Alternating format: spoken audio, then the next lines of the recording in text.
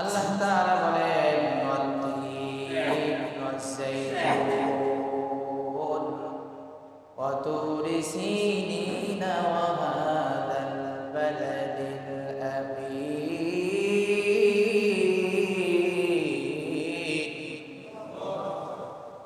আল্লাহ রাব্বুল আলামিন বলেন ওয়াত-তিন ওয়াজ-যাইতুন, তিনের শপথ, জাইতুনের শপথ, ওয়া তুরি সিনা, তুর সিনার শপথ, ওয়া হাযাল বালাদিল আমিন, এই নিরাপদ শহর মক্কার কসম। লাকাদ খালাকনাল ইনসানা ফি আহসানি তাকওয়িম। আল্লাহ রাব্বুল আলামিন চারটি জিনিসের শপথ খেয়ে জবাবে কসম বলতেছেন, আমি আল্লাহ রাব্বুল আলামিন মানুষকে সুন্দরভাবে সৃষ্টি করেছি। আল্লাহু আকবার বলেন। সুম্মা রাদাদনাহু আসফালা সাফিলিন। আবার এই মানুষ তারা একেবারে চূড়ান্ত পর্যায়ের হীনতার স্তরে পৌঁছে যাবে, খারাপ হয়ে যাবে। ইল্লাল্লাযীনা আমানু ওয়া আমিলুস সালিহাতি ফালাহুম আজরুন গায়রু মামনুন। আল্লাহ রাব্বুল আলামিন বলেন, তবে তারা নয়, তারা কখনো নিকৃষ্টতম হবে না, যে আল্লাহর বান্দারা ঈমান আনবে, আমালে সালেহ করবে। ফালাহুম আজরুন গায়রু মামনুন, আমি আল্লাহ রাব্বুল আলামিন তাদেরকে অপরন্ত নেয়ামত আমি আল্লাহ তাআলা পরকালে দান করব। সুবহানাল্লাহ। ফামা ইউকাযযিবুকা বা'দু বিদ্দীন আলাইসা আল্লাহু বিআহকামিল হাকিমিন। আল্লাহ তাআলা বলেন, এত সুন্দর করে আমি বান্দাদের বিষয় স্পষ্ট করার পরও ফামা ইউকাযযিবুকা বা'দু বিদ্দীন, তারপরও কোন কথায় কোন কারণে তোমরা পরকালে অবিশ্বাস করবা। আলাইসা আল্লাহু বিআহকামিল হাকিমিন, আমি আল্লাহ রাব্বুল আলামিন কি সব বিচারকদের বিচারক নয়? অবশ্যই আল্লাহ তাআলা সব বিচারকদের বিচারক। একদিন আমাদের হিসাব করবেন, বিচার করবেন। কথা বলেন ঠিক কিনা? বিচার করবেন আল্লাহ তাআলা। আল্লাহ রাব্বুল আলামিন সব কিছু আমাদেরকে স্পষ্ট করে বলে দিয়েছেন। তারপরে যদি আমরা ধ্বংস হই, এটা হিসাব অবশ্যই আমরা আল্লাহ তাআলার দরবারে দিতে হবে। এবার ব্যাখ্যা আসেন। ওয়াত-তিন ওয়াজ-যাইতুন, আল্লাহ রাব্বুল আলামিন তিন ফলের শপথ খেয়েছেন। কেউ কেউ বলেন তিন হলো অহুয়াত-তিনুল্লাযী ইউকাল, তিন হচ্ছে ওই ফল যা খাওয়া হয়, অথবা পরিচয় দেওয়া হয়েছে তিনুকুম হাদা, মক্কার আরবে তোমরা যে তিন ফল খাও, এটি এই তিন, যে তিনের শপথ আল্লাহ তাআলা এই সূরা ৩ এর ভিতরে করেছেন। কেউ কেউ বলেছেন তিন হচ্ছে আপনার একটা পাহাড়ের নাম, একটা পাহাড়ের নাম। আবার কেউ কেউ বলেছেন তিন হচ্ছে, এখানে তিন দ্বারা আল্লাহ তাআলা উদ্দেশ্য করেছেন যেই পাহাড়ে তিন ফল জন্মায়, তিন ফল হয়, সেই পাহাড়ের কথা আল্লাহ তাআলা বলছেন। অজ-যাইতুন, যাইতুন অর্থ হলো ওয়াজ-যাইতুন যাইতুনুল্লাযী উসিরা মিনহু যাইত, অলিভ, যাকে নিম দিয়ে তেল বের করা হয়, তার তেল আমরা ব্যবহার করি, এর ফলও খাওয়া যায়, তেলও খাওয়া যায়, ব্যবহারও করা যায়। কেউ কেউ বলছেন যে যেরকম তিন একটা পাহাড়, জাইতুন একটা পাহাড়। তো মূলত পাহাড় এই কথাটা যুক্তিসঙ্গত, আবার একদিক থেকে যুক্তিসঙ্গত না। মানে পাহাড়ের উপরে হয়, যার কারণে যে পাহাড়ের উপরে জাইতুন গাছ হয় ওই পাহাড়ের নাম জাবালুল জাইতুন, জাইদ। আর যে পাহাড়ে আপনার তিন ফল হয় ওই পাহাড়কে বলা হয় জাবালুত তিন। সেই হিসাবে তিন মানে ফল, জাইদ মানে হলো এক ধরনের ফল যা খাওয়াও যায়, অলিভ আর কি, এবং তেলও ব্যবহার করা যায়। তো তো আল্লাহ পাক রব্বুল আলামিন এখানে অত্তিন ও জাইতুনের শপথ করেছেন। আল্লাহ তাআলা কোরআনের ভিতরে যত শপথ করেন দামি দামি জিনিসের শপথ করে, আল্লাহ তাআলা বেদামি জিনিসের শপথ করেন না।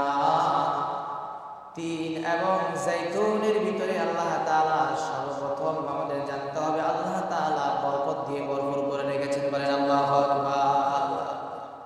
অনেক উপকার। এরপরে তিন ফলের ভিতরে অনেক উপকার, জাইতুনের ভিতরে অনেক উপকার। যেহেতু আল্লাহ শপথ করেছেন এই ফলগুলো অনেক দামি ফল, আল্লাহ দামি জিনিস নিয়ে শপথ করেছেন। এরপরে আল্লাহ রাব্বুল আলামিন অতুরে সিনিন, তুরে সাইনা, তুর পর্বতের শপথ আল্লাহ তাআলা করেছেন। তাহলে এই পাহাড়টার দামও অনেক বেশি। তো এখানে ব্যাখ্যা করেছেন যে তিন এবং জাইতুন যেহেতু ফিলিস্তিনে বেশি হয়। কোথায় বেশি হয় বলেন? ফিলিস্তিনে বেশি হয়। আর ফিলিস্তিনে হয়েছে পবিত্র ঘরের মধ্যে একটি ঘর, বাইতুল মুকাদ্দিস। তো আল্লাহ তাআলা কেমন যেন তিন এবং জাইতুনকে উল্লেখ করে বাইতুল মুকাদ্দাসের শপথ খেয়েছেন, ওই জমিনের শপথ খেয়েছেন। আবার ওই বাইতুল মুকাদ্দিসটা হচ্ছে হযরত ঈসা আলাইহিস সালামের, ওখানে তিনি অবতরণ করেছেন, তিনি ওখানে জন্মগ্রহণ করেছেন। তাহলে এখানে উদ্দেশ্য হচ্ছে ঈসা আলাইহিস সালাম, কেউ বলেছেন।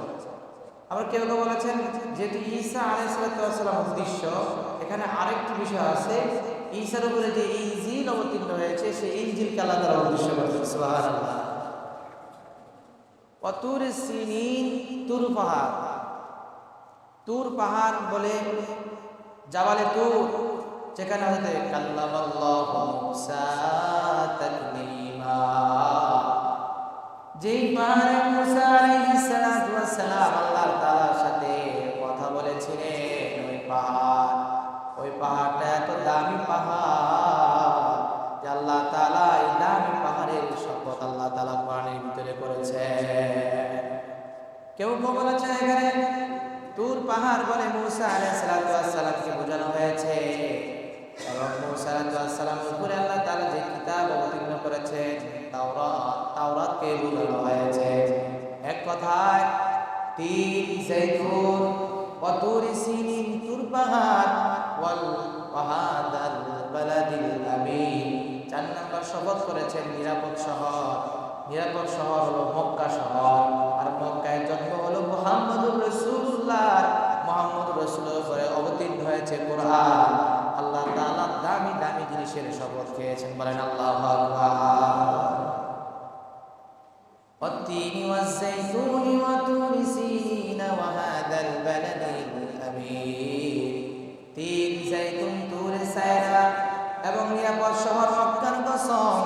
আল্লাহ তাআলা 4টা দামি দামি জিনিসের শপথ খেয়েছেন। শপথ খেয়ে আল্লাহ তাআলা বলেন লাকাদ খালাকানাল ইনসানা ফি আহসানি তাকওয়িম। আমি আল্লাহ পাক রব্বুল আলামিন মানুষকে সুন্দর অবয়বে সৃষ্টি করেছি, সুন্দরভাবে আমি আল্লাহ তাআলা সৃষ্টি করেছি। এই আয়াতের একটি প্রেক্ষাপট রয়েছে, শান নজুল রয়েছে। মক্কার মুশরিকরা, কাফেররা পুনরুত্থান, আল্লাহ তাআলা মানুষ মৃত্যুবরণ করার পরে যখন তাকে কবরস্থ করা হবে, এটাকে তারা অস্বীকার করত। তো তাদের বিরুদ্ধে আল্লাহ পাক রব্বুল আলামিন এই আয়াতটা অবতীর্ণ করলেন। আল্লাহ তাআলা বলেন নাই যে আমি তাদেরকে আবার সৃষ্টি করব, এই কথা আল্লাহ বলেন না। বরঞ্চ এমন একটা সূক্ষ্ম জবাব আল্লাহ তাআলা কাফের মুশরিকদেরকে দিয়েছেন। কি সেটি? আল্লাহ তাআলা বলেন লাকাদ খালাকানাল ইনসানা ফি আহসানি তাকওয়িম। আমি আল্লাহ রাব্বুল আলামিন মানুষকে সুন্দর অবয়ব সৃষ্টি করেছি। অর্থাৎ আল্লাহ বুঝাতে চাইলেন, তারা প্রশ্ন করেছে পুনরুত্থান নিয়ে। আল্লাহ তাআলা এটা বলেন না যে আমি আবার তাদেরকে পুনরুত্থান করবো, সৃষ্টি করবো, এটা বলেন না। একটা সূক্ষ্ম কথা বলে দিয়েছেন, শোনো, আমি আল্লাহ যে মহান রব, আমি যে আল্লাহ মানুষকে সুন্দর আকৃতি দিয়ে সৃষ্টি করতে পারি। কারো চেহারা কারোর সাথে মিলে না, কারো চেহারার সাথে কারো চেহারা মিলে না, কারো কথার সাথে কারো কথা মিলে না, কারো হাতের ফিঙ্গারের সাথে হাতের ফিঙ্গার মিলে না, কারো অঙ্গ প্রত্যঙ্গের সাথে কারো অঙ্গ প্রত্যঙ্গ মিলে না। এমন একটা সৃষ্টি আমি আল্লাহ রাব্বুল আলামিন দুনিয়ার কোনো এক্সাম্পল ছাড়া যদি বানাতে পারি, দুনিয়ার কোনো দৃষ্টান্ত ছাড়া যদি বানাতে পারি, তাহলে বলো আমি কেন আল্লাহ পাক রব্বুল আলামিন দ্বিতীয়বার তাদেরকে কেন বানাতে পারবো না? পারবেন কি পারবেন না? দুনিয়াওয়ালারা একটা মোবাইল বানাইছে, মনে করেন তো একটা মোবাইল বানাইছে, একটা মোবাইল দিয়ে হাজারো লক্ষ কোটি মোবাইল বানাইতে পারেনি, পারে কি পারে না? এটার মডেল বানাইতে পারে কি পারে না? এই যে মাইক্রো লাইফ মনে করেন যে একটা মাউথ বানাইছে, এই মাউথটার ধরন গুণ প্রথম সে এটাকে বানাইছে, বানানোর পরে একটা যখন হয়ে যায় এটার একটা স্ট্রাকচার তৈরি হয়েছে না, এটা দিয়ে সে লক্ষ কোটি বানাইতে পারবে কি পারবে না? তো আল্লাহ তাআলা বুঝাইলেন, আরে আমি তো এক্সাম্পল ছাড়াই মানুষ বানাইছি, যখন এটা একটা আকৃতিতে পরিণত হলো, এটা মরার পরে আমি আল্লাহ তো আরো আগেই পারবো, তোমাদের দৃষ্টিকোণ থেকে তো চিন্তা করলে হয়। আল্লাহু আকবার বলেন। তাদের দাঁত ভাঙা জবাব আল্লাহ তাআলা দিলেন। মানুষের সুন্দর সৃষ্টির কথা আল্লাহ তাআলা বলেন এখানে। আহসানি তাকওয়িম অর্থ বলেছেন আই ফি আদিল খালকি, ভারসাম্যপূর্ণ মানুষ, ভারসাম্যপূর্ণ মানুষ। যদি আমরা ভারসাম্যপূর্ণ না হতাম, আল্লাহ রাব্বুল আলামিন যদি আমাদের চোখের জায়গায় চোখ না দিতেন, কানের জায়গায় যদি কান না দিতেন, আমাদের নাকের জায়গায় যদি নাক না দিতেন, তাহলে আপনি আমার দুনিয়াতে চলাফেরা করাটাই লজ্জাকর হয়ে যেত। কথা বলেন ঠিক কিনা? আল্লাহ রাব্বুল আলামিন চোখের জায়গায় চোখ দিলেন, কানের জায়গায় কান দিলেন, হাতের জায়গায় হাত দিলেন, পায়ের জায়গায় পা দিলেন, অঙ্গ পতঙ্গের জায়গায় সব নির্দিষ্ট স্থানে আল্লাহ তাআলা দিলেন। ফি আদিল খালকি ওয়া আহসানি সূরা, এবং আল্লাহ তাআলা সুন্দর আকৃতি দিয়ে আল্লাহ তাআলা আমাদের বানিয়েছে। মানুষ সবাই ব্যক্তিগতভাবে যারা মানুষ তারা ব্যক্তিগতভাবে সুন্দর সুন্দর, যারা নিগ্র কালো হইল তারা সুন্দর, যারা বেশি একেবারে ধলা সাদা, হ্যাঁ ইংরেজরা তারা তাদের মতো সুন্দর, আমরা বাংলাদেশিরা আমরা আমাদের মতো সুন্দর, আমাদের চোখে আমাদেরকে সুন্দর লাগবে, আমাদের চোখে তাদেরকে সুন্দর লাগে না। হ্যাঁ আল্লাহ পাক রব্বুল আলামিন সবাইকে আলাদা আলাদা তাদের মতো করে সুন্দর বানাইছেন। আল্লাহু আকবার। আল্লাহ তাআলা সুন্দর, আল্লাহ সুন্দরকে পছন্দ করেন, মানুষকে আল্লাহ তাআলা সুন্দর করে বানিয়েছেন। সুবহানাল্লাহ পড়ে। আল্লাহ তাআলা আদাল খালকি, আল্লাহ তাআলা ভারসাম্যভাবে আমাদের সব জিনিসগুলোকে সৃষ্টি করেছেন। আল্লাহ তাআলা আল্লাহ পাক রব্বুল আলামিন ইচ্ছা করলে উল্টো পাল্টো করে দিতে পারতেন, কিন্তু আল্লাহ তাআলা তা করেননি। কারণ বান্দার চোখটা আল্লাহ উল্টো করে দেন নাই, লজ্জা পাবে। আল্লাহ তাআলা ভালো করে দিয়েছেন যেন বান্দা চোখ দিয়ে আমার কোরআন পড়তে পারে। বলেন আল্লাহু আকবার। কান দিয়েছেন আল্লাহ পাক রব্বুল আলামিন শ্রবণ করার জন্য। বান্দা কান দিয়ে আল্লাহ তাআলার কুদরতের কথা শ্রবণ করবে, কোরআনের কথা শ্রবণ করবে, ভালো কথা শ্রবণ করবে, খারাপ করবে না। কিন্তু মানুষের ব্যাপারে আল্লাহ তাআলা আফসোস করে বলে, বান্দা আমি আল্লাহ রাব্বুল আলামিন তোমাদেরকে কান দিলাম, চক্ষু দিলাম, জিহ্বা দিলাম, আমি আল্লাহকে ডাকার জন্য। আলাম নাজআল লাহু আইনাইন ওয়া লিসানান ওয়া শাফাতাইন ওয়া হাদাইনাহুন নাজদাইন। আলাম নাজআল লাহু আইনাইন, বান্দা তোমাকে কি আমি দুটো চক্ষু দান করি নাই? এই চোখ যদি না থাকতো তুমি দুনিয়াতে কোনো জিনিস অবলোকন করতে পারতে না, তুমি কোনো জিনিস দেখতে পারতে না। আমি আল্লাহ পাক রব্বুল আলামিন তোমাকে দুটো চোখ দান করলাম। আলাম নাজআল লাহু আইনাইন ওয়া লিসানান ওয়া শাফাতাইন, আমি আল্লাহ তাআলা তোমাকে রসনা দান করেছি। রসনা দান করছেন কে? আল্লাহ তাআলা। কত ধরনের স্বাদ আমরা এই রসনা দিয়ে উপভোগ করি। আহা, জিহ্বার গোড়ায় যদি আপনি চিরুনি অভিযান দেন তারপরে পানি খুঁজে পাইবেন না, কিন্তু সারাদিন রোজা রাখলেন তারপরে হয়তো থুতু থেকে আসে, পানি থেকে আসে। ভিজা রাখেন কে? এটার জন্য নামই দিছে রসনা, রস বের হয়। আল্লাহু আকবার। আল্লাহ অনেক গুরুত্বপূর্ণ সৃষ্টি, এই জন্য আল্লাহ তাআলা চোখ গুরুত্বপূর্ণ সৃষ্টি, জিহ্বা গুরুত্বপূর্ণ সৃষ্টি, কোনোটাও আল্লাহ তাআলার গুরুত্বহীন না। আল্লাহর বান্দারা যখন আল্লাযীনা ইয়াযকুরুনাল্লাহা কিয়ামান ওয়া কুউদান ওয়া আলা জুনুবিহিম ওয়া ইয়াতাফাক্কারুনা ফী খালকিস সামাওয়াতি ওয়াল আরদ রাব্বানা মা খালাকতা হাযা বাতিলান সুবহানাকা ফাকিনা আযাবান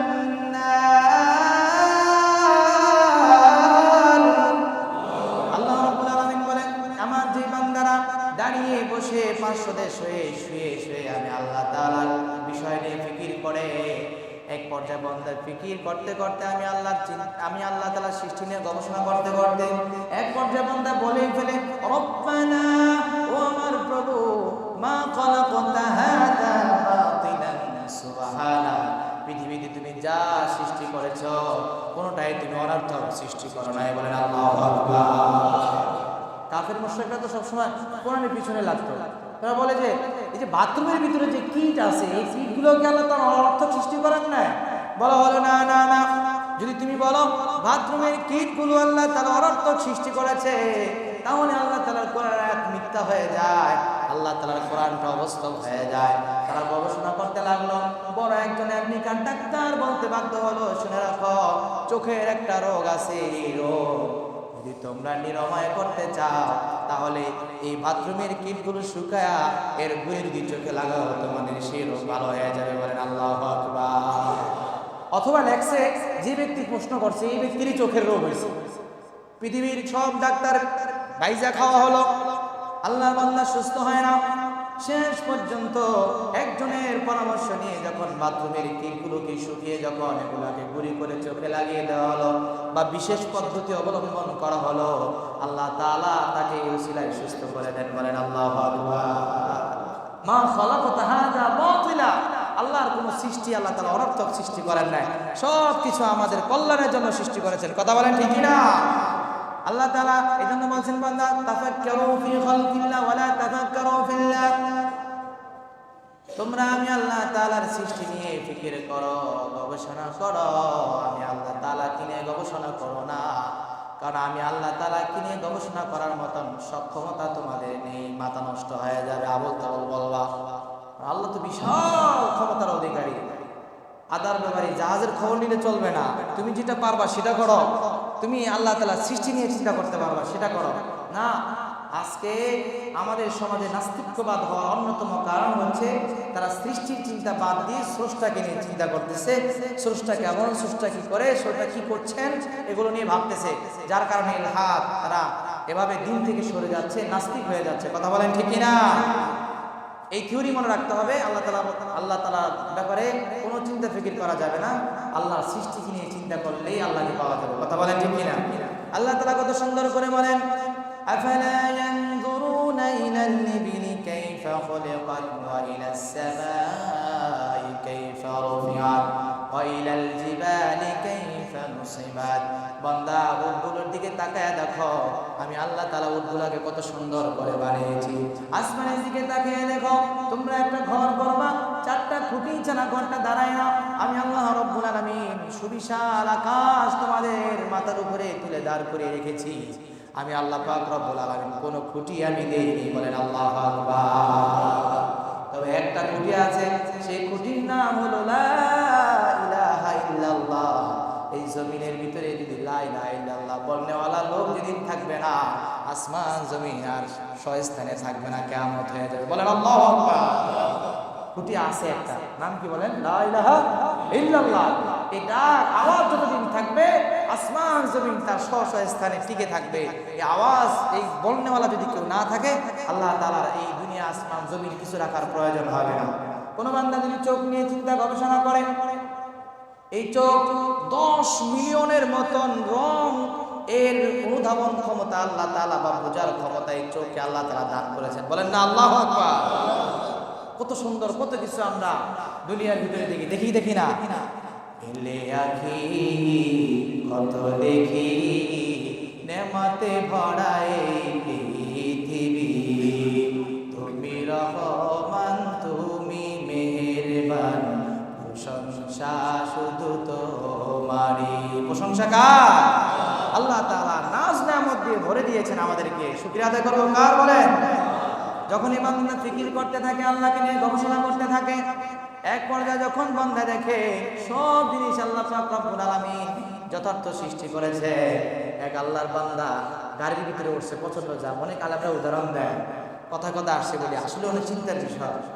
তো চিন্তা করলো, গাড়ির ভিতরে কি গাতাগাতি, যদি আল্লাহ তাআলা যদি আর বাসের সিট যদি গ্রাম্য বাস হয়, তো এখন ছাড়া কত আধুনিক বাস আসছে, কারো সিটের ভিতরে শুয়ে থাকা যায়। আমাদের গ্রাম অঞ্চল দিয়ে অনেক গেলে এমন বাস যে হাঁটু এভাবে বুঝে বসতে হয়, আছে না নাই? তো কোন আল্লাহর বান্দা বিপদে পড়ে বসলো, আল্লাহ তাআলা যদি নাট বল্টু সিস্টেম করে দিত, তাহলে সিটে বসার সময় আমরা হাতগুলো পাগুলো খুলে বসতাম, আবার যাওয়ার সময় লাগিয়ে দিতাম। বান্দার হাতে একটা ব্যাগ ছিল, এই চিন্তা করার পরে একটা ঘুমিয়ে পড়লো। ঘুম থেকে উঠে দেখে আল্লাহর বান্দার পাশে তার রাখা ব্যাগটা নাই। আল্লাহর বান্দা শুকরিয়া আদায় করে বলে, আল্লাহ আজকে যদি আমার কথা অনুযায়ী তুমি আমার হাত পায়ে নাট বল্টুর ব্যবস্থা করে দিতা, আর আমি যদি এগুলো ব্যাগের ভিতরে নিতাম, তাহলে আমার এগুলো চুরি হয়ে যেত, আমি আর তোমার কুদরতি হাত পা পেতাম না। কথা বলে ঠিক কিনা? হ্যাঁ, কিতাবের ভিতরে ঘটনা লাগছে, বট গাছের নিচে এক আল্লাহর বান্দা শুয়ে আছে। চিন্তা করলো, সুবিশাল গাছ, এই গাছের পাতাগুলো মোটামুটি বড় আছে, গাছ তো বিশাল বড়, কিন্তু আল্লাহ পাক রব্বুল আলামিন ফলগুলো কেন ছোট ছোট দিল? তো ইনসাফ হলো না। আল্লাহর বান্দা চিন্তা করতে করতে ঘুমিয়ে পড়ল। হঠাৎ করে বট গাছের একটা ফল বান্দার নাকের ভিতরে যখন পরে ঘুমটা ভেঙে যায়, বান্দা লাফ দিয়ে ওঠে, আলহামদুলিল্লাহ, শুকরিয়া আদায় করলো। বলল, আল্লাহ তোমার শুকরিয়া, আজকে আমার কথা অনুযায়ী যদি তুমি বট গাছের ফল বট গাছের মতো সমপরিমাণ বা বট গাছের মতো করে যদি বড় তুমি দিতা, তাহলে আজকে নাকশা আমার ফেলে যেত। কথা বলে ঠিক কিনা? আল্লাহ তাআলা জানে যে এটা হলো ছায়াদার, এখানে মানুষ আশ্রয় নেবে। এটা আল্লাহ তাআলা মানুষের দিক বিবেচনা করে আল্লাহ তাআলা বানিয়েছেন। কোনো জিনিস আল্লাহ তাআলা অনর্থক সৃষ্টি করে না। মানুষের প্রত্যেকটা জিনিস আল্লাহ তাআলা সুন্দর এবং ভারসাম্যহীনভাবে আল্লাহ তাআলা সৃষ্টি করেছেন। সেই মানুষ যদি আল্লাহ তাআলার গোলামি না করে, তাহলে আল্লাহ তাআলা অনেক রাগান্বিত হন, আল্লাহ তাআলা অনেক বেজার হন। এই জন্য আল্লাহ পাক রব্বুল আলামিন বলেন, দামি দামি 4টি জিনিসের শপথ খাওয়ার পরে বললেন, মানুষকে আমি আল্লাহ সুন্দর অবয়ব গঠনে আমি আল্লাহ তাআলা সৃষ্টি করলাম। এরপরে আবার আল্লাহ তাআলা বলেন, সুম্মা রাদাদনাহু আসফালা সাফিলিন। আল্লাহ রাব্বুল আলামিন বলেন, আমি আল্লাহ তাআলা তাকে আবার ফিরিয়ে দিব বা ফিরিয়ে দিব আসফালা সাফিলিন, হীনদের চূড়ান্ত পর্যায়ে, হীনতায় আমি তাকে পৌঁছে দিব, নিকৃষ্টতার চূড়ান্ত পর্যায়ে সে পৌঁছে যাবে। অর্থাৎ আমি আল্লাহ পাক রব্বুল আলামিন কান দিলাম শ্রবণ করার জন্য, চক্ষু দিলাম দেখার জন্য, অন্তর দিলাম অনুধাবন করার জন্য। যখন বান্দা চক্ষু দিয়ে ভালো জিনিস দেখলো না, কান দিয়ে ভালো জিনিস শ্রবণ করলো না, তার অন্তর দিয়ে অনুধাবন করলো না, সত্য অনুধাবন করলো না, আল্লাহ পাক রব্বুল আলামিন বলেন, এই বান্দা নিকৃষ্টতম স্তরে গিয়ে বসবে। কথা বলেন ঠিক কিনা? এই আয়াতের একটি শানে নজল, লুবাবুন নুকুল, আসবাবুন নুজুল, এই কিতাবের ভিতরে উল্লেখ করা হয়েছে। মক্কার কয়েকজন মানুষ 2টা শানে নজল বা এই আয়াতের 2টা ব্যাখ্যা হতে পারে। প্রথম হলো, আল্লাহর পয়গম্বর যখন ইসলামের দাওয়াত দিলেন, কিছু মানুষ এসে পয়গম্বরের কাছে বলল, ও পয়গম্বর, আমরা তো বৃদ্ধ হয়ে গিয়েছি, আমরা তো এখন আমল করতে পারি না, তাহলে আমাদের এখন কি অবস্থা হবে, আমাদের কি হালত হবে? এই আয়াতের একটি ব্যাখ্যা করেছেন আরজালিল ওমর, মানুষ স্বাভাবিক অবস্থা থেকে বৃদ্ধ হয়ে যায়, যায় কি যায় না বলেন? অর্থাৎ বুঝাইতে চাইলেন, ইয়া রাসূলুল্লাহ, ইয়া হাবিবাল্লাহ, আমরা তো যুবক ছিলাম, নামাজ পড়তাম, আল্লাহর গোলামি করতাম, এখন আমরা বৃদ্ধ হয়ে গিয়েছি, আমরা তো তেমন কোনো ইবাদত করতে পারি না, আমাদের আকল লোপ পাইতেছে, আমরা অনুধাবন করতে পারি না, ভালো জিনিস বুঝিও না আমরা। তখন আল্লাহ তাআলা আয়াত অবতীর্ণ করে দিলেন, সুম্মা রাদাদনাহু আসফালা সাফিলিন। এটা তোমার কোনো দোষ না বান্দা, এটা আমি আল্লাহ পাক রব্বুল আলামিন তোমাকে যুবক বানিয়েছি, আবার বৃদ্ধর দিকে আমি আল্লাহ তাআলা তোমাকে ঠেলে দিব। বলেন আল্লাহু আকবার। পয়গম্বর সান্ত্বনা দিলেন, পয়গম্বর আলামিন সাল্লাল্লাহু আলাইহি ওয়াসাল্লাম সান্ত্বনা দিলেন, মান মারিদা, মান মারিদাল আবদু আও সাফারা, কোন বান্দা যদি অসুস্থ হয় অথবা সফর করে, আর অসুস্থতাকালীন সময় এবং সফরকালীন সময় বান্দা মুকিম অবস্থায় যে আমলগুলো করত, অসুস্থতার সময় যদি করতে না পারে এবং সফরের সময় যদি করতে না পারে, আল্লাহ তাআলা সুস্থ অবস্থায় বান্দা যেমন আমল করত সেই পরিমাণ সওয়াব দান করে দিবেন। বলেন আল্লাহু আকবার। বুঝাইলেন? তোমরা যারা প্রশ্ন করছো যে তোমরা সুস্থ অবস্থায়, তোমাদের জ্ঞান বুদ্ধি যখন লোপ পায় না, সুস্থ ছিলা, তোমরা যে পরিমাণ আমল করতা, ওটার বিবেচনা করে আল্লাহ তাআলা তোমাদেরকে সওয়াব দান করবেন। সুবহানাল্লাহ পড়েন। এখানে আমার এক মুসল্লি আছে, তিনি আসলে বৃদ্ধ বয়সে জানার জন্য অনেক আগ্রহী। ওনার কাছে যান, এটা ভালো। তবে ওনাকে সান্ত্বনা দেব ইনশাআল্লাহ। আপনি এত ভাবিয়ে যাবেন না, আপনি সঠিকভাবে আমল করার চেষ্টা করেন আর আশাবাদী রাখেন যে আল্লাহ, আগে তো আমি অনেক ইবাদত করতাম, এখন পারি না, এখন তো আমি মনে রাখতে পারি না। আল্লাহ, এখন তো আমি বৃদ্ধ, তুমি তো আমাকে বৃদ্ধ বানাইছো। তাই এই আফসোস থাকলে আল্লাহ তাআলা আপনাকে সুস্থ অবস্থায় যে আমল করতেন ওই পরিমাণ সওয়াব আপনার আমলনামায় লিখে দিবেন। সুবহানাল্লাহ। বলতে পারেন মনে থাকে না, নামাজ পড়ি মনে থাকে না, থাকার কথাও না, কারণ বৃদ্ধ বানাইছে কে? আল্লাহ তাআলা বানাইছেন। আবার আপনাকে নবীর মাধ্যমে ঘোষণা করেছেন, আপনি চেষ্টা করবেন পরিপূর্ণ সওয়াব দেওয়ার মালিক কে? আল্লাহ তাআলা দিয়ে দেন। তো আফসোস থাকতে হয়, করতে পারলাম না, এটা আফসোস থাকতে হয়। প্রিয় ভাইরা আমার, এটা হলো এক নাম্বার যে আল্লাহ তাআলা যুবক বানাইলেন, সুন্দর করে বানাইলেন, আবার তাকে আস্তে আস্তে বৃদ্ধ দিকে ঢেলে দিবেন। এটা হলো এক ব্যাখ্যা। আরেক ব্যাখ্যা হচ্ছে কাফের মুশরিকরা নবী করিম সাল্লাল্লাহু আলাইহি সাল্লামের কাছে আসার পরে এরা ছিল ওই সমাজের সবচেয়ে মুরব্বী, এবং মুরব্বী হওয়ার কারণে মুহাম্মদ সাল্লাল্লাহু আলাইহি সাল্লামকে মানতে চায় না। মুহাম্মদকে কেন মানবো আমরা? এই তো মুহাম্মদের চেয়ে বড়, মুহাম্মদের চেয়ে আমরা বয়স্ক, মুহাম্মদকে কেন মানবো? তারা অহংকার করলো। মুহাম্মদ সাল্লাল্লাহু আলাইহি সাল্লামের দিন থেকে তারা মুখ ফিরিয়ে নিল।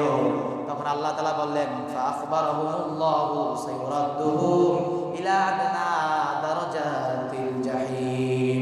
ও পয়গম্বর, চিন্তা করবেন না, তারা যেমনি ভাবে আপনার থেকে মুখ সরিয়ে নিয়েছে, তারা অহংকার, তারা দৃষ্টতা প্রদর্শন করেছে, আমি আল্লাহ পাক রব্বুল আলামিন তাদেরকে জাহান্নামের একেবারে চূড়ান্ত পর্যায়ের হীনতম স্থানে পৌঁছে দিবেন। নাউজুবিল্লাহ।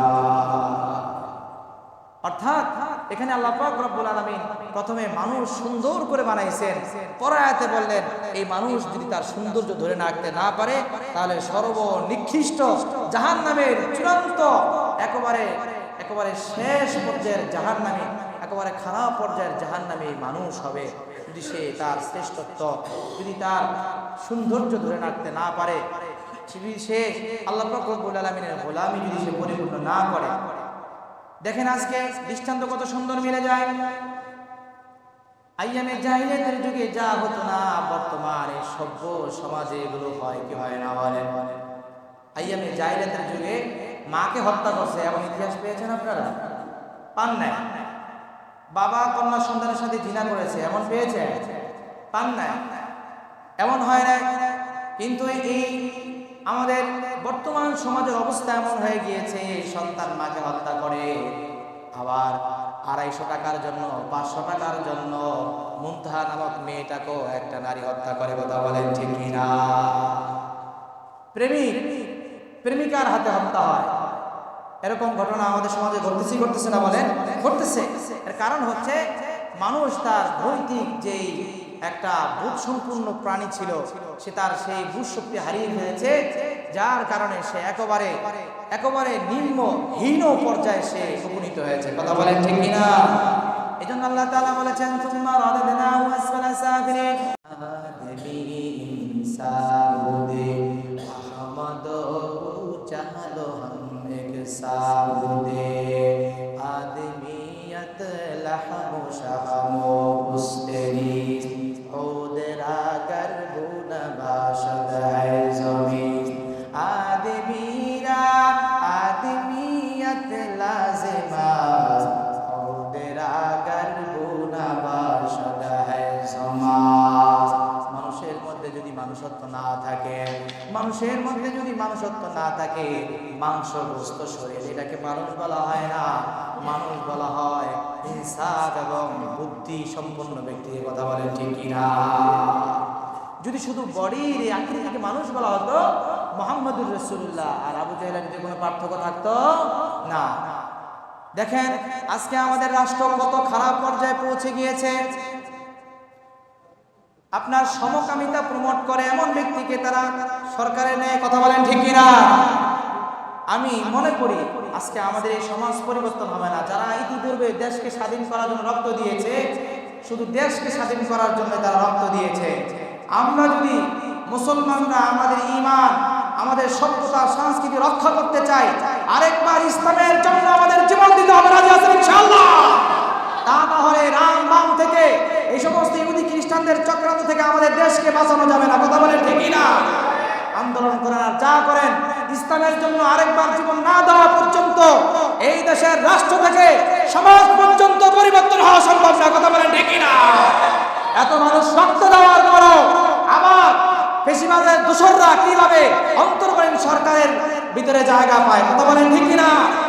এতে আমরা বুঝে নেই এই দেশের প্রত্যেকটা সেক্টরে গুণে ধরেছে ইসলাম না থাকার কারণে। কথা বলেন ঠিক না?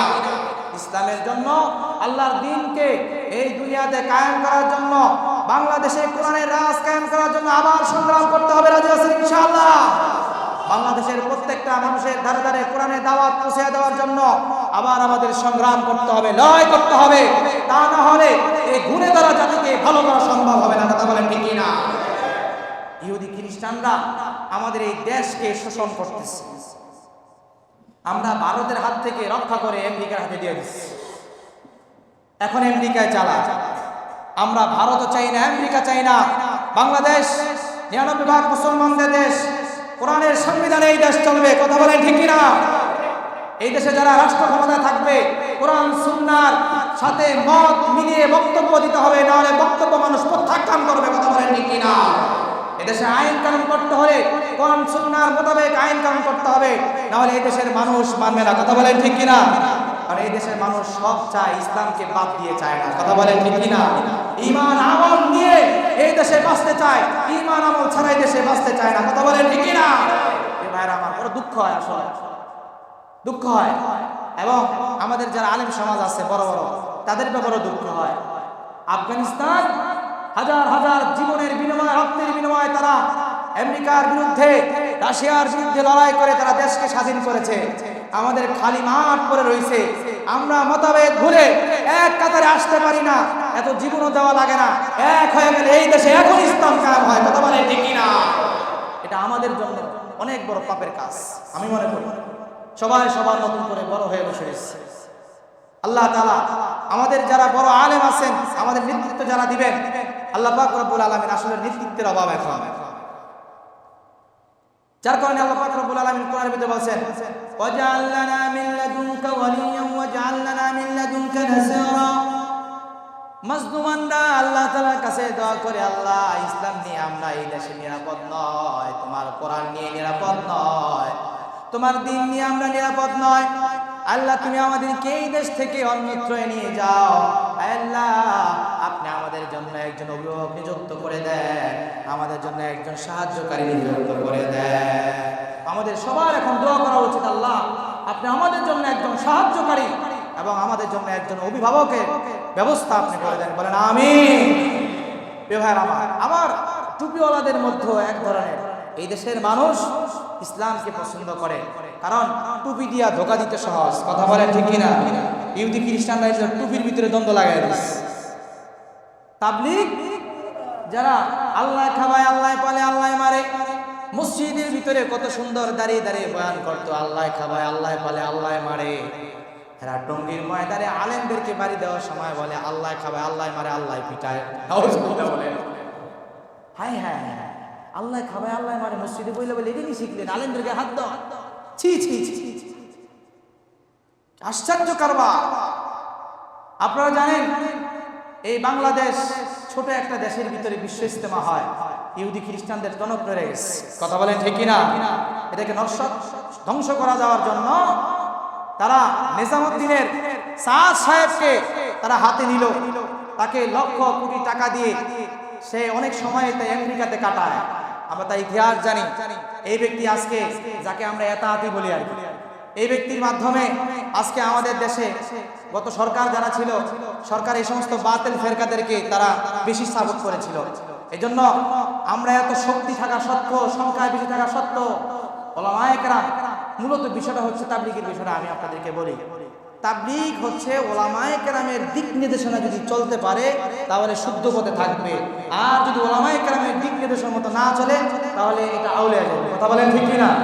কারণ কোরআনের দাওয়াতের কাজ, এটা কোরআনের কাজ। কিন্তু আপনি সেই দাওয়াত দিবেন, আলেমদেরকে মানবেন না। মাওলানা সাহাদ সাহেব অনেকগুলো ভুল করেছেন, তার মধ্যে একটি করেছেন যে আল্লাহ তাআলার কাছে হেদায়েতে, আল্লাহ তাআলা হেদায়েতের মালিক না। জোরে বলেন নাউজুবিল্লাহ। আর আপনি কি বলবো, আর দুঃখের সাথে বলতে আমার মসজিদে, এই মসজিদও গত বছর রমজানে একটা কাহিনী ঘটছে, আপনারা অনেকে জানেন যে আমার সাথে এতেকাবে বসেছে একজন, আমাকে বলতে বাধ্য হচ্ছি কারণ এদেরকে আর সুযোগ দেওয়া হবে না। কথা বলেন ঠিক কিনা? এরা আলেমদের রক্ত পিপাসু, এরা আলেমদের রক্ত ঝরিয়েছে টঙ্গীর ময়দানে, এদেরকে কোনো মসজিদে আর ঠাঁই দেওয়া হবে না। কথা বলেন ঠিক কিনা? প্রতিহত করতে হবে আমাদেরকে। তারা তাবলীগের নামে ভণ্ডামি শুরু করে দিচ্ছে। তো আমি তাকে বললাম যে ভাই মিলা ঝিলা চলাটা তো ভালো, মিলা যান। তো সে আমাকে বলল না আমি সাফ করি, আমি সাফের উপরে থাকবো, এবং শেষ পর্যন্ত বলেই ফেললো আমি সাদের উপরে মৃত্যুবরণ করবো। নাউজুবিল্লাহ বলে। এটা নিয়ে অনেক ঝামেলা হয়েছে রমজান মাসে। তা আমি চিন্তা করলাম যে এটা তো কদরের রাত্র, এই রাত্রে এই ঘটনাটা ঘটছে, আমি তো প্রতিবাদ না করে পারি না, আমি আর সহ্য করতে পারি না, আমি প্রতিবাদ করছি। ঝামেলা হয়েছে। যাই হোক প্রিয় ভাইরা আমার, দেখেন আমি নিজেই প্রমাণ, আমার নিজের সামনে এসে বললো আমি সাদের উপরে মৃত্যুবরণ করব। এটা যদি কোনো মানুষের আকীদা হয় তাহলে তার ঈমান আছে। আপনারা বলেন ঈমান আছে? ঈমান নাই। মুরিদের ঈমান না থাকলে পীর সাহেবের ঈমান থাকে না। তাহলে পীর সাহেবের কি অবস্থা আপনি খোঁজ খবর নেন। ইনশাআল্লাহ টঙ্গীর ইজতেমা একটাই হবে, আলেমদের তত্ত্বাবধানে হবে। কথা বলেন ঠিক কিনা? আল্লাহ তাআলা আমাদের মানার বোঝার তৌফিক দান করেন, আমিন। প্রিয় ভাইরা আমার, এজন্য মানুষ যখন তার স্থান থেকে সরে যাবে, আল্লাহ তাআলা তাকে সুন্দর চরিত্র সুন্দর বানাইছেন, যদি সে ধরে না রাখতে পারে তখন একেবারে চূড়ান্ত পর্যায়ে লাঞ্ছনার স্থানে সে পরিণত হবে। আলেম হোক, জাহেল হোক, সাধারণ হোক, শিক্ষিত হোক, ইঞ্জিনিয়ার হোক, সবাই সবার জায়গা থেকে এসে নীতিবান না হতে পারে, সঠিক যদি সে তার ভিতরে না আসতে পারে সঠিক জিনিসটা, তাহলে সে তার স্বস্থানে বিগড়িয়ে যাবে। কথা বলেন ঠিক কিনা? প্রিয় ভাইরা আমার, এই জন্য আল্লাহ তাআলার কাছে সবসময় দোয়া করতে হবে হিদায়াতের জন্য। ইহদিনাস সিরাতাল মুস্তাকিম। এই পৃথিবীর ভিতরে সবচেয়ে বড় সম্পদ হচ্ছে হিদায়াত। আল্লাহ যদি কাউকে হেদায়েত দেন, এর চাইতে বড় সম্পদ আর কিছু হতে পারে না। কথা বলেন ঠিক কিনা? এজন্য হেদায়েতের দোয়া করবেন আল্লাহ তাআলার কাছে। আল্লাহ দুনিয়াতে টাকা পয়সা তেমন চাই না, ধন দৌলত চাই না, মরণের পরে জান্নাত চাই, দুনিয়াতে হেদায়েত চাই। রাজি আছেন ইনশাআল্লাহ? আল্লাহ পাক রব্বুল আলামিন এরপরে বললেন সুম্মা রাদাদনাহু আসফালা সাফিলিন। যদি মানুষত্ব না থাকে, পরিপূর্ণ যদি মানুষ তারা না হয়, তাহলে আমি আল্লাহ তাআলা তাদেরকে চূড়ান্ত নিকৃষ্ট বানিয়ে দেব, বা তারা নিকৃষ্ট স্থানে গিয়ে পৌঁছবে। ইল্লাল্লাযীনা আমানু ওয়া আমিলুস সালিহাত। তবে নিকৃষ্ট হবে না তারা যারা ঈমান এনেছে। ঈমান কাকে বলা হয়? ঈমান আলী নাম রাখলে কিন্তু ঈমানওয়ালা হওয়া যায় না। আমাদের সমাজে ঈমান আলী আছে, ঈমান আলীর নাম আছে না? তো ঈমান আলীর নাম থাকলে কি তাকে ঈমানদার বলবেন আপনারা? এটা তারা বুঝতে চেয়েছে অনেকে আমি নিজে নিজে মনে করি ঈমানদার, কিন্তু না, নিজে নিজে ঈমানদার মনে করলে হবে না। কোরআন হাদিস দিয়ে নিজেকে গবেষণা আনতে হবে, আমি ঈমানদার ঠিক আছে। একজন সুন্দর আলী, চেহারা সুন্দর, নাম রেখে দিয়েছে কি সুন্দর আলী, চাঁদ মিয়া নাম রেখে দিয়েছে। নামের সাথে মিল থাকলেও কি এটা যথেষ্ট হবে? এটা কোরআন হাদিস দিয়ে আমাকে বিবেচনা করতে হবে যে আমার এটা ঠিক আছে কিনা। এই ভাই আমার, এই জন্য ঈমানওয়ালা হইতে হবে। 2 নাম্বার, ঈমান আনার পরে আমল করতে হবে। আল্লাহ তাআলা আমাদেরকে সৃষ্টি করেছেন আল্লাহ তাআলার ইবাদতের জন্য। ওমা খালাকুতুল জিন্না ওয়াল ইনসা ইল্লা লিয়াবুদুন। বান্দা বান্দীদেরকে, মানব দানবকে আমি আল্লাহ তাআলা বানিয়েছি, আমি আল্লাহ তাআলার গোলামীর জন্য, অন্য কোনো জিনিসের গোলামীর জন্য আমি আল্লাহ তাআলা বানাইনি। আল্লাহ তাআলা আমাদেরকে তার গোলামীর জন্য বানাইছে। ঈমান আনছি, ঈমানের পরে কাজ হচ্ছে ওয়া আমিলুস সালিহাত, নেক কাজ করব।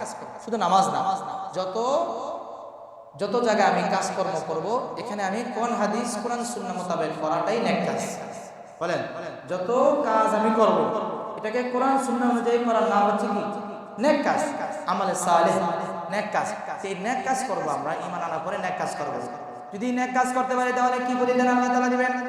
ফালাহুম আজরুন গায়রু মামনুন। আল্লাহ তাআলা বলেন তোমাদেরকে আমি নির্বিচ্ছিন্ন নিয়ামত দান করব, বিচ্ছিন্ন হবে না। দুনিয়াতে 5 তলা বাড়ি হলে 10 বছর পরে অসুস্থতা পরে বিক্রি করে দিতে পারি, নিয়ামত চলেও যেতে পারে, ঠিক না? আমার জায়গা জমি বিক্রি করে দিতে পারি, অনেক সম্পদ চেহারা স্বরূপ নষ্ট হয়ে যেতে পারে। কিন্তু আল্লাহ তাআলা বলেন আমি তোমাদেরকে জান্নাতে যে নিয়ামত দিব, এখানে মামনুন মানে হলো মাকতুন, নির্বিচ্ছিন্ন, যেটা কখনো বান্দা থেকে বিচ্ছিন্ন হবে না, এমন জান্নাত আল্লাহ তাআলা, এমন নাজুল নিয়ামত আল্লাহ তাআলা বান্দাকে দান করবেন। বলেন আল্লাহু আকবার। দুনিয়াতে কোনো জিনিস পেয়ে আমরা পরিপূর্ণ সুখী না। আমরা পরিপূর্ণ সুখী হব জান্নাত পেয়ে। কথা বলেন ঠিক কিনা? পরিপূর্ণ জান্নাত পেয়ে আমরা খুশি হব। এছাড়া আমরা কখনো দুনিয়ার এই নাজ ও নেয়ামত পেয়ে আমরা খুশি হওয়া আমাদের পক্ষে সম্ভব নয়। কারণ খুশি আল্লাহ তাআলা দুনিয়ার ভিতরে রাখেন না। মুমিন খুশি হবে মালিকের পাওয়া জান্নাতে গিয়ে, এর আগে খুশি হওয়ার কোনো সুযোগ নাই। তবে মুমিনের জবানে একটা শব্দ থাকে আলহামদুলিল্লাহ। আল্লাহ যে অবস্থায় রাখছেন, যেভাবে রাখছেন, সব সময় আমাদেরকে বলতে হবে আলহামদুলিল্লাহ। দেখেন আল্লাহ পাক রব্বুল আলামিন বলেন ওয়া আমিলুস সালিহাত ইল্লাল্লাযীনা আমানু ওয়া আমিলুস সালিহাত ফালাহুম আজরুন গায়রু মামনুন। আল্লাহ তাআলা বলেন ঈমানওয়ালারা এবং যারা নেক আমল করবে তারা কখনো নিকৃষ্ট হবে না। আমি আল্লাহ তাআলা তাদেরকে নেয়ামত দিয়ে ভরপুর করে দিব, জান্নাতের ভিতরে এত নেয়ামত দিব যে নেয়ামত আর কখনো তাদের থেকে বিচ্ছিন্ন হবে না। এরপর আল্লাহ বলেন ফামা ইউকাযযিবুকা বা'দু বিদ্দীন আলাইসাল্লাহু বিআহকামিল হাকিমিন। আল্লাহ রাব্বুল আলামিন বলেন ফামা ইউকাযযিবুকা বা'দু বিদ্দীন, এত সুন্দর করে তোমাদেরকে বুঝাবার পরও বান্দা ফামা ইউকাযযিবুকা কোন জিনিসটা তোমাকে উদ্বুদ্ধ করে যে কিয়ামত সংঘটিত হবে না, বিচার দিবস হবে না, পরকালে তোমাকে জীবিত করা হবে না, কোন জিনিসটা তোমাকে উদ্বুদ্ধ করে? না বান্দা, শয়তান তোমাকে ধোঁকা দিচ্ছে, শয়তান থেকে দূরে সরে যাও। শয়তান তোমাকে জাহান্নামের রাস্তা দেখায়, কোরআনের পথে আসো, কোরআন তোমাকে জান্নাতের রাস্তা দেখায়। কথা বলেন ঠিক কিনা? ঈমান আমলের পথ জান্নাতের পথ, ঈমান আমল ছাড়া অন্য পথ সব হচ্ছে খতরনাক জাহান্নামের পথ। কথা বলেন ঠিক কিনা? ঈমান আমলের পথে চলার চেষ্টা করবেন তো ইনশাআল্লাহ। প্রিয় ভাইরা, আল্লাহ তাআলা বলেন আলাইসাল্লাহু বিআহকামিল হাকিমিন। আমি কি বিচারকদের বিচারক নয়? সব বিচারকদের বিচারক কে? আল্লাহ তাআলা এখানে এই কথাটা উল্লেখ করিয়া একটা প্রশ্ন করেছেন, আমি কি বিচারকদের বিচারক নয়?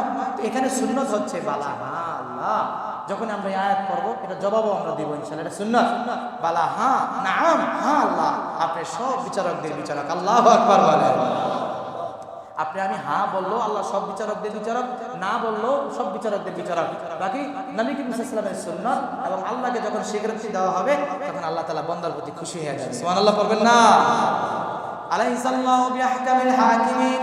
এই দুনিয়াতে আল্লাহ পাক রব্বুল আলামিন এই কথাটা বলিয়া সতর্ক করে দিয়েছে, যারা আমরা বিচার করি, আমি যদি বড় ভাই হই ছোট ভাইয়ের বিচারক, আমি যদি স্বামী হই আমি আমার স্ত্রীর বিচারক, আমি যদি ঘরের কর্তা হই ঘরের অন্যদের আমি বিচারক, আমি যদি কোনো অফিস করি অফিসের লিডার হই তাহলে অফিসের বিচারক।